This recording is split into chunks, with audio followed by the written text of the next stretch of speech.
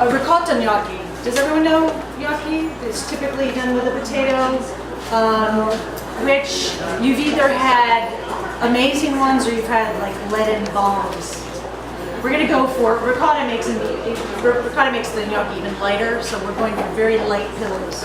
You can just bite into, and we're keeping it very seasonal. I did some beautiful caramelized butternut squash that we're going to toss into the beurre noisette, which just means brown butter, and beautiful fresh sage leaves, which you fry off in the butter as you're bringing it up to that nutty color, and you'll start to smell that's becoming nutty, and then it's ready. And then you put the sage leaves in and infuses it with some gorgeous herbal notes there.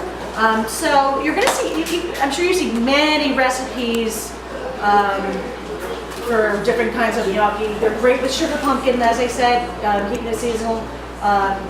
Sugar pumpkin, acorn, like I have here, the butternut squash. You just want to be very careful just to start off. The biggest enemies of a gnocchi is moisture. So a lot of recipes will say to boil the squash or the potatoes. I don't do that. You're introducing a little bit more water. What you're looking to do is dry it out, and you want to concentrate that flavor. So you'll have a better end result because it does caramelize, it does concentrate if you roast it. So that's definitely the way to go. And also, so that's the moisture. Also heat. Heat is an enemy. So you want to make sure that your fresh eggs are coming right out of the fridge. Your fresh ricotta is coming out of the fridge.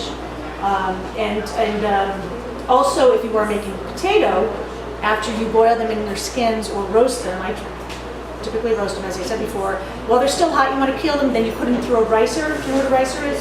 A lot of people use it to get a really nice, puree, home puree. And then you lay it out. The key is to lay it out after you rice them to dry and to completely cool. Because if you have that warmth in there, it's going to want more flour. And the more flour, always keep in mind, the more flour that you use, the heavier, the more leaden your end results would be. So we're not doing potato, but those are just a few things to keep in mind. But especially with the butternut too, because you want to have it roasted really well. Now, typically, you've probably seen a lot of people make the well. If you're making pastas, this is what's called the well method, and it's a little gooier, a little stickier with the fresh ricotta. But I forgot my bowl, so we're going to do old school. Now, for this amount, I'm only doing half of the recipe. So this is 1 cup of fresh ricotta, and it's really important to try to find some fresh ricotta or make it yourself.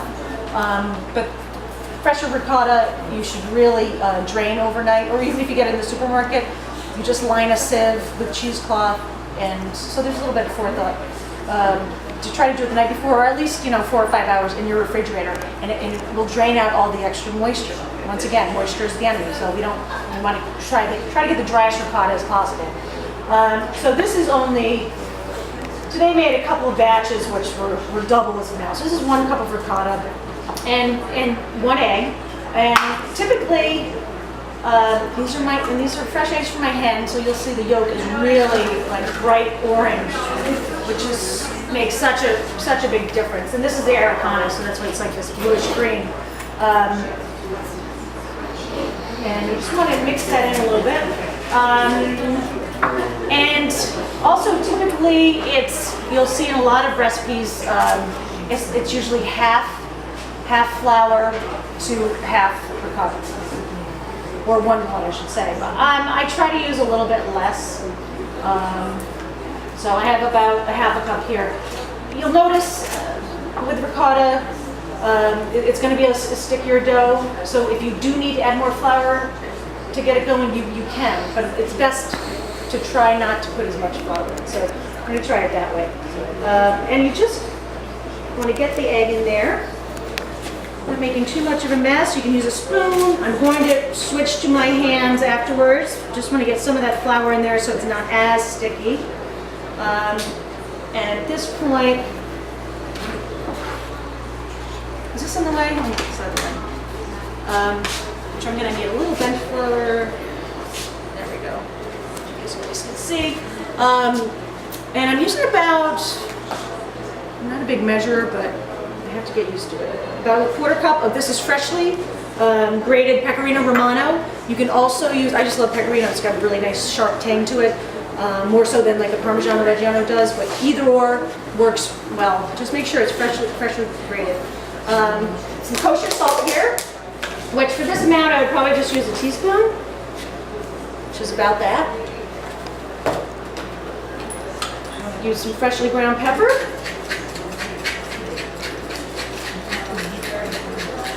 Which is about probably 1/8 of a teaspoon here.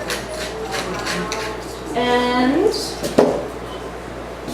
what makes it really yummy and does make a difference, and most Italians agree that anything with a cream or cheese or something like this, freshly ground nutmeg just makes it all taste beautiful.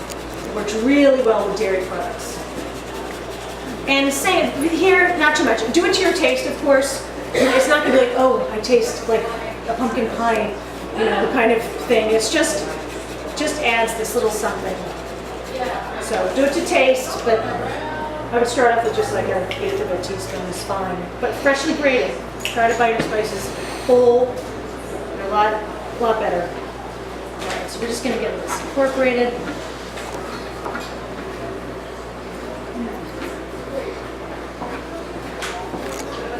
And actually, what's really nice to do is you can add at this point a little minced fresh herb of your choice, a little chive, you can do parsley. Parsley is very traditional.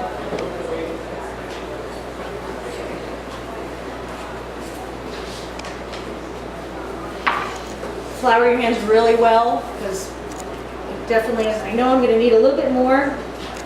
Gnocchi's not that tricky, but it does take a little bit of practice, and you'll see eventually how much flour you need to add. And it depends on the day too, humidity. Keep flouring your board as needed. Try not to add too much, but just enough so you can roll it out. It's so soft. Look at this, it's just gorgeous. You don't want to play with it too much because that's the enemy too. So you're just starting in the middle with your hands and you're going to be rolling out. Get rid of these eggs as well. Can everyone see this? Okay. So I just want to make sure you get the technique down. And at this point, if you are running out of space, you just cut it in half and you continue rolling. And I typically make them, because they do puff up, they do almost double in size when you put them in boiling water. So I like to do like, 3/4 inch, no larger than an inch rope. So you just keep going back and forth, like so.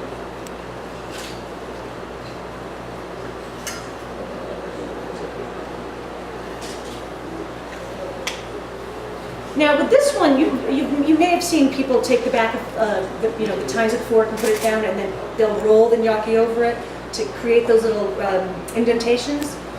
That's not. I really don't do those with my ricotta. You want to handle it a little, as little as possible because they are soft. But that's typically for like a ragu, like a meat ragu, and then you want that, the meat to grab onto those crevices. Okay, it was pretty easy. I'm just going to jump over here and get my butter going.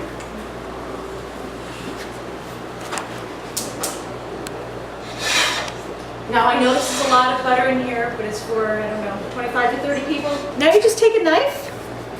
You just want to make sure your knife is floured, or a bench scraper. Some recipes you can actually, because it is a wetter dough, they'll just leave it in the bowl and scoop it with 2 tablespoons and make nice canals, little nice torpedo shapes, and then just go right into the boiling water like that, so it's more like a kind of a dumpling look. It's not necessary. And then depending on how you want to do it, I typically cut it about 3/4 of an inch because they do expand and puff up when you do cook them. And I'll have a sheet pan here, floured, or with a little parchment paper and floured. And you don't want them to stick together. So imagine these are on the sheet pan right now. And they're just like beautiful, light pillows. It's that simple. It's that simple. So I would have boiling water going before you add your pasta in or your gnocchi. I put probably 2 tablespoons of kosher salt in there. It may sound like a lot, but it's not. You actually want your water to taste like the ocean because there is a little bit of salt in the mixture. But even when you take a box of dry pasta out, that's where when it's in the water, moving about with the water with the salt, that's when it really infuses into the pasta instead of salting it afterwards. It's the best thing to do. So make sure it's highly salted. So that was easy. My hands are a little dirty here, but with good things. There's no sink here. And then you just continue to roll out your other ones. You'll come out with a regular recipe. You'll have about 4 of those logs, enough for 6 people as a little creamy pasta, or for 4 people for an entree. And this we just picked out of our garden too. Beautiful sage. It's going like mad right now in the garden, which is wonderful, and goes really, really well with this dish. Now, I really don't. You can absolutely chiffonade this if you'd like. And these leaves are on the whole side, so you know what I'm going to do. On the large side, I am going to chiffonade a few of them, and I'd like to have a few whole for presentation and everything. The beautiful fried sage leaves are gorgeous. Now, to chiffonade, I'm sure most of you people know this. God bless you. You're just going to take your large leaves, usually the largest on the bottom, and you're going to roll it up just like a little cigar, if you will. Really tightly. I don't want to cut on my silk hat, because I'll ruin that. And then you just go right through it.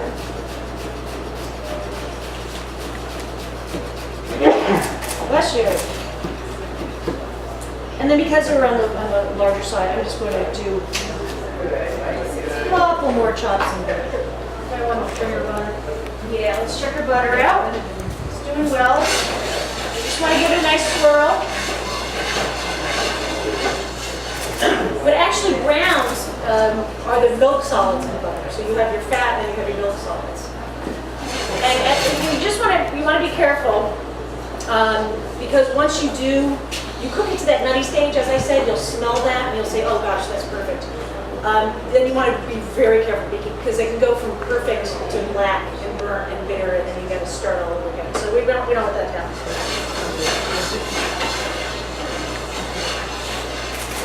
I can now turn it up a tad bit because I'm here. And I always cook with organic if I can get it, but most importantly, organic and unsalted butter, because you want to be in control of your butter, just like with stocks. If you make your own stocks, you never salt your stocks. Or if you buy them, you want to make sure that they are low sodium, because you just want to be in control of it. So I'm going to give a couple pinches of kosher salt. You start to smell the sage. A little bit of pepper, and I'll put more nutmeg in after I plate, because then when you get in the bowl, you can smell the nutmeg. It's beautiful.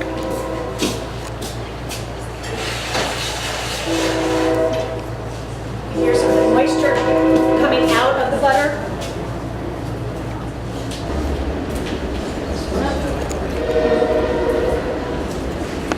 Still getting the moisture out, so it doesn't brown yet.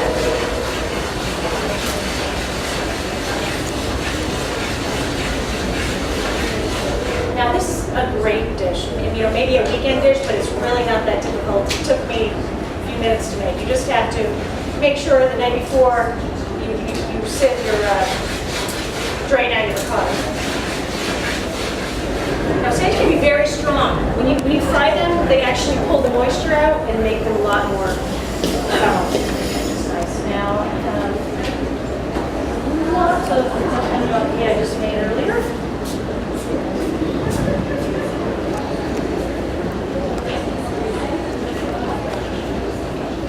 And I do hope that these are the lightest ones you have. We're starting to get some color now. I'm going to put in I already cooked off this beautiful butternut squash from the garden. I just cubed it into a 1/4 inch cube, sauteed it in a little bit of great olive oil, salt, and pepper. That's it.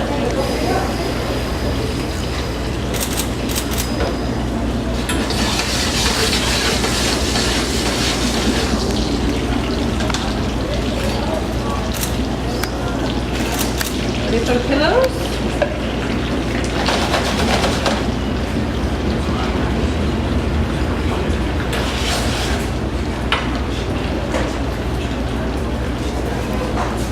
Also, if you're not making them right away, as we did, we cut them. You'd have your boiling water going, salted boiling water.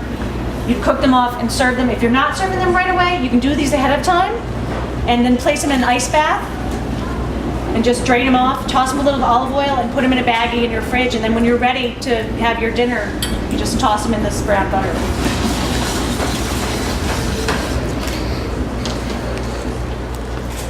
And 2 ways of doing this. You can either leave them like this, which you'll usually find in a restaurant. The other recipe that I did that was in the Poughkeepsie journal, I actually browned them, and it's nice to have that little bit of a textural difference if you like.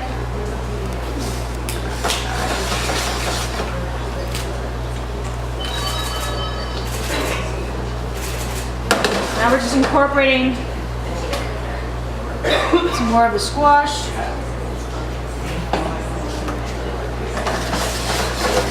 And I do believe I'm gonna have to make 2 batches for you guys. It'll happen fast.